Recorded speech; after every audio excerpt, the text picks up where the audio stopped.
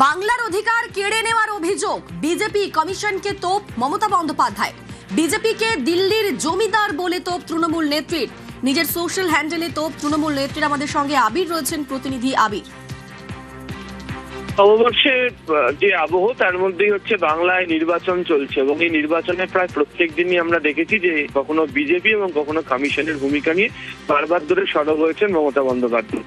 এদিনকে সকালবেলাতেও তিনি যে post social media তিনি করেছেন, সেখানেও তিনি উল্লেখ করেছেন যে মানুষের ভোটাধিকার কেড়ে নিচ্ছে দিল্লির জমিদাররা এবং এদেরকে গণতান্ত্রিকভাবে জবাব দিতে হবে।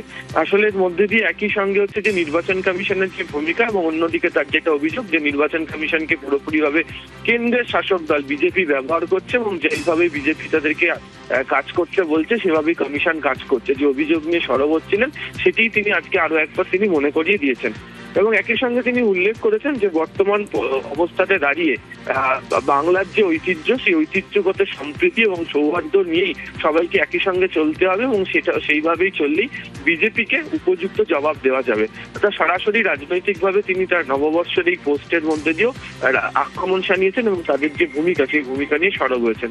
এবং তুমি জানো যে এখনো পর্যন্ত প্রত্যেকদিন যে ধরনের নির্দেশিকা দেওয়া হচ্ছে, বিভিন্ন যে নিয়মের কথা বলা হচ্ছে, তা নিয়ে বারবার ধরে কেন তারা আপত্তি তুলছেন তা নিয়ে তারা সরব হয়েছেন।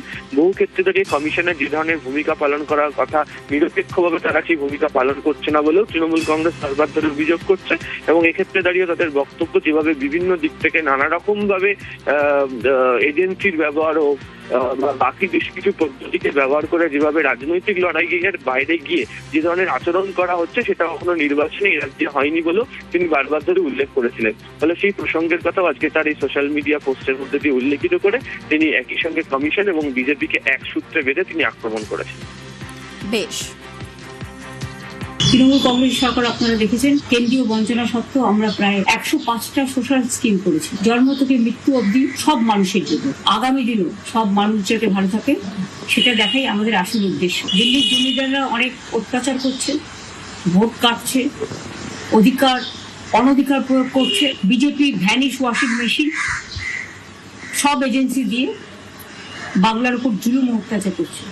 এই অত্যাচারের বদলা নিয়ে আপনাদের কাছে অনুরোধ, আপনার একটা ভোট দয়া করে দিন। আমি নিজে এখান থেকে সুপ্রিম কোর্ট পর্যন্ত গিয়ে 32 লক্ষ বাদ দেওয়ার নামকে আমরা সুপ্রিম কোর্টের সাহায্যে তুলতে পেরেছি। বাদ বাকিও যারা আছেন নিশ্চয়ই আজ নয় কাল তাদের নামও কোনোভাবে উঠবে, যেহেতু ট্রিব্যুনাল চলছে। যাদের ভোট বাদ গেছে, যারা আত্মহত্যা করছে স্যারের জন্য, তাদের জন্য আমার মন কাঁদছে। ওরা অনেক চমকাচ্ছে দিল্লি থেকে, কোনো চমকানি নয়। আসুন আমরা নতুন ভোট নিয়ে আসি, শান্তি সম্প্রীতির বার্তা দিয়ে, সংস্কৃতির বার্তা দিয়ে। যে যেখানেই প্রার্থী না কারণ মনে রাখবেন 294টা কেন্দ্রে যদি আমার নেতৃত্বে সরকার চান, তাহলে আমার প্রত্যেকটা প্রার্থীকে আপনারা দয়া করে কোনো উৎসব উপচারে কান না দিয়ে জোড়াফুচিতে ভোট দেবেন, সকাল সকাল ভোট দেবেন, নিজের ভোট নিজে দেবেন।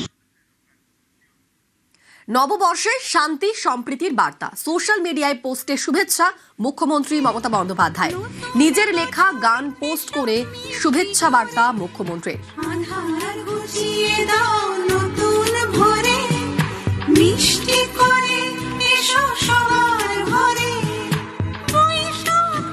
শুভ নববর্ষে সকলকে শুভনন্দন জানাচ্ছি। সবাইকে অনেক অনেক নমস্কার। ভালো থাকবেন সকলে। বাংলার একটা ঐতিহ্য, বাংলার একটা গরিমা আছে, এটা আমাদের বাংলার নববর্ষ এবং সাথে সাথে অনেক রাজ্যেরও নববর্ষ আছে। আমি সকলকে বলবো বাংলা সংস্কৃতি সম্প্রীতির পীঠস্থান এবং সমস্ত সামাজিক সংস্কারের, জাতীয়তাবাদের আন্দোলনের, স্বাধীনতা সংগ্রামের পীঠস্থান, বাংলা সংস্কৃতির পীঠস্থান, বাংলা সর্বধর্ম সমন্বয়ের পীঠস্থান, সংহতির পীঠস্থান। সব ধর্ম বর্ণ জাতি বিশেষে সব মানুষ ভালো থাকুন, সুন্দর থাকুন। নববর্ষের শুভেচ্ছা বার্তা প্রধানমন্ত্রী নরেন্দ্র মোদীর। সোশ্যাল মিডিয়ায় শুভেচ্ছা বার্তা জানিয়েছেন নরেন্দ্র মোদী। পয়লা বৈশাখের শুভেচ্ছা বার্তা নরেন্দ্র মোদীর। পয়লা বৈশাখে বিশেষ দিনে সবাইকে আন্তরিক শুভেচ্ছা জানাই সোশ্যাল হ্যান্ডেলে পোস্ট করেছেন নরেন্দ্র মোদী।